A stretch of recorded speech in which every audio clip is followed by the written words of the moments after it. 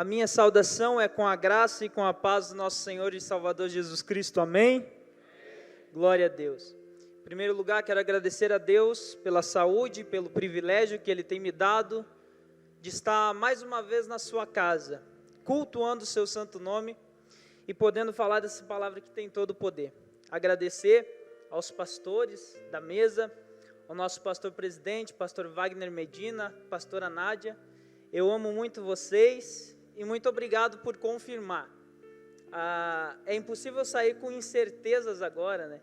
2 vezes fui chamado para ser consagrado como pastor, então não tem como ter dúvidas mais.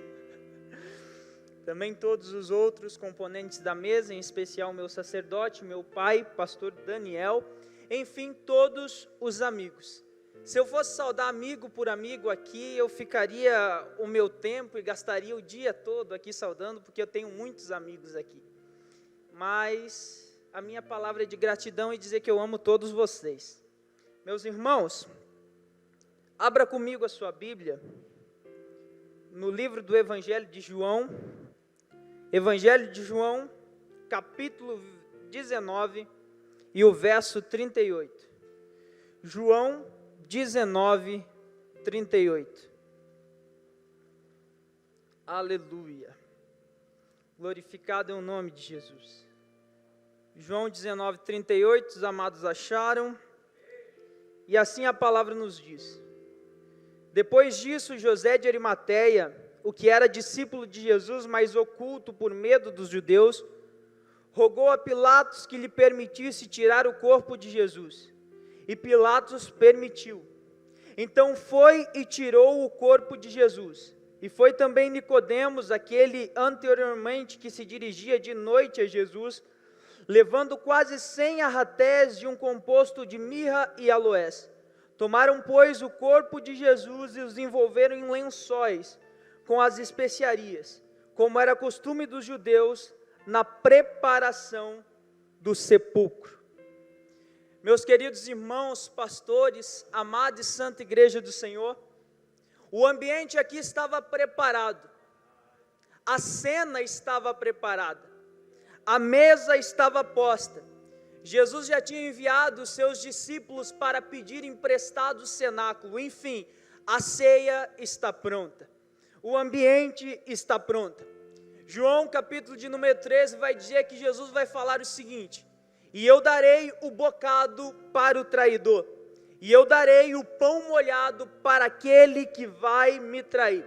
Eu brinco na nossa igreja, na Assembleia de Deus do Names em Carazinho, que o interessante é nós desconstruirmos aquela imagem de Da Vinci, que mostrava uma mesa tranquila, porque o ambiente não era de tranquilidade, o ambiente era totalmente tumultuoso. Imagine só agora João, bonitinho, deitado no peito de Jesus, e Pedro que fazia mímicas, perguntando: quem será o traidor?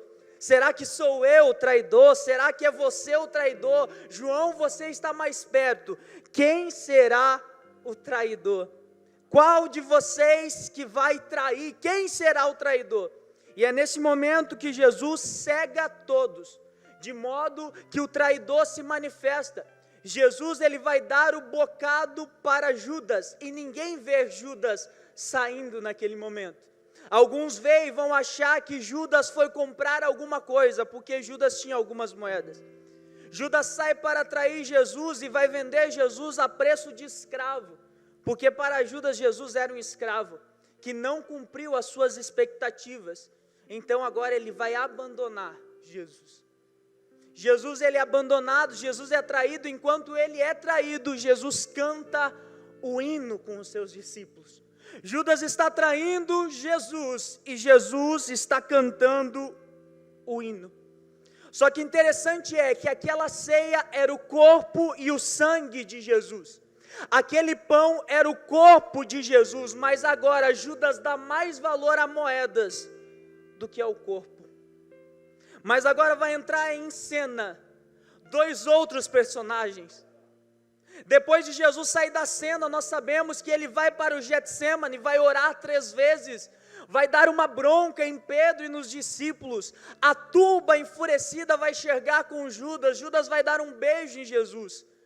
Jesus vai para os julgamentos, ele vai ser condenado à crucificação, quando os judeus escolhem ele ao invés de Barrabás. Ele carrega a cruz em meado do trajeto. Um homem vai ajudar ele a carregar a cruz. E agora Jesus ele é crucificado junto com 2 malfeitores. Jesus vai dizer: Eli, Eli, lama sabachthani, Deus meu, por que me desamparastes? Jesus agora vai dizer: está pago, tetelestai, está consumado. E Jesus vai morrer. Nós conhecemos muito bem a história. E depois de tudo isso acontecer, esses personagens vão entrar em cena. José de Arimateia, ele vai chegar em Pilatos e vai dizer: me dê o corpo. O texto vai dizer que José de Arimateia era um discípulo escondido. É um discípulo que não aparece nas multiplicações, mas é um discípulo que aparece na crucificação. Junto com Nicodemos, que era outro discípulo escondido. E eles vão pedir o corpo de Jesus, pois todos nós sabemos que o corpo de Jesus seria jogado em uma vala. Mas eles vão pedir o corpo de Jesus. E a Bíblia vai dizer que Nicodemos carregava consigo 100 arratéis de mirra e aloés. Lembram de Maria que vai levar um arratel que era muito valioso? Imagine só, 100 arratéis de mirra e aloés. William Buckler vai dizer que aqueles 100 arratéis equivaliam 30.000 denários. 30.000 denários, cada denário vale um dia de trabalho, ou seja, era equivalente a quase 100 anos de trabalho. José aparece na cruz uma vez só, mas está carregando mais do que todos os outros discípulos. Está carregando mais do que todos os outros discípulos. Sabe o que José vai fazer agora? Ele vai se envolver com o corpo de Jesus. E sabe o que o Espírito Santo quer falar para a igreja nessa noite? O seguinte: o triste é que ao invés da igreja se levantar como José, a igreja está se levantando como Judas, que dá mais valor às moedas do que ao corpo. Existem 2 classes de igreja aqui: primeiro, que dão valor às moedas; segundo, os que investem no corpo. Porque discípulo que é discípulo, ele não apenas caminha com Jesus, o discípulo verdadeiro, ele investe no corpo. Ah, Jesus, 1 Coríntios 12, 27 vai dizer: vós sois o corpo de Cristo, a igreja é o corpo de Cristo.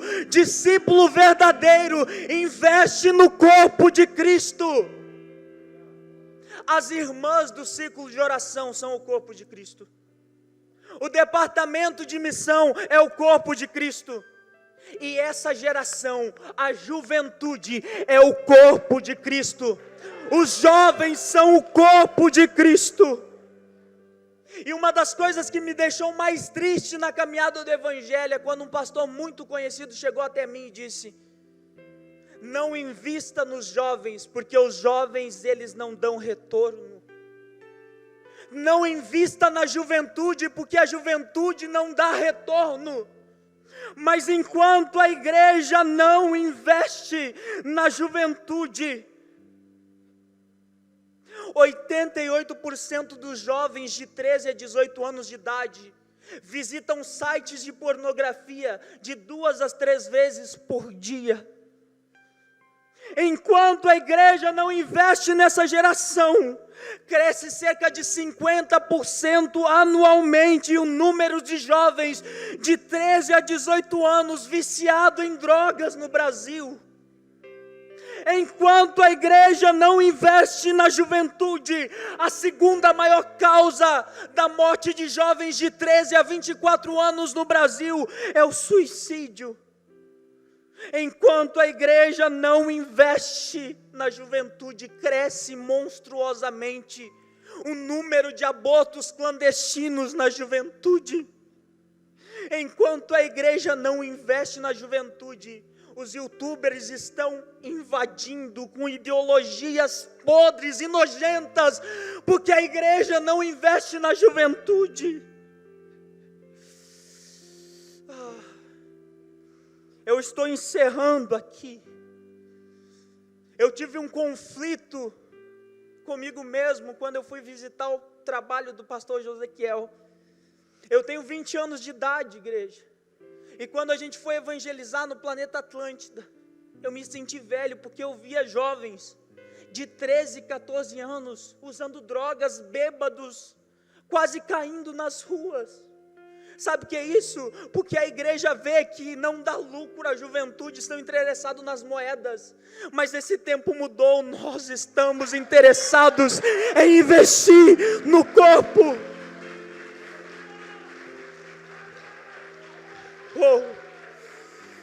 Depois disso, estou encerrando. Eu e minha esposa voltamos balançados para casa e decidimos investir na juventude. E criamos um grupo de discipulado chamado Tendas. E nas tendas a gente ensina meninos e meninas sobre pornografia, ideais políticos, sexo, identidade, tricotomia, sacerdócio, paternidade. E além disso, nós incluímos os jovens no serviço da igreja. O maior número de obreiros da nossa igreja hoje é composto de jovens que trabalham. Sabe por quê? Porque nós investimos na juventude. E para encerrar, eu tenho uma palavra profética. Eu profetizo uma geração santa sobre a igreja de vocês. Eu profetizo nesse exato momento jovens obreiros de caráter ilibado. Eu profetizo investimento no corpo. Oh, Shekandarala.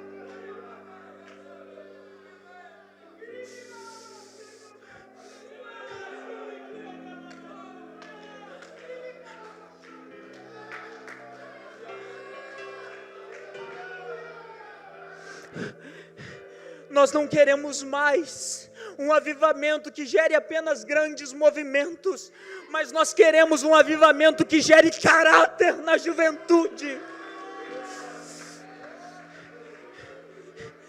Faça o evangelho invadir as escolas, as faculdades, e o mundo será ganho para Jesus. Eu creio na minha geração. Eu creio na minha geração. Eu creio no meu tempo. Então invista tempo na juventude. Invista valores na juventude. Invista na juventude. Em o nome de Jesus. Que Deus abençoe.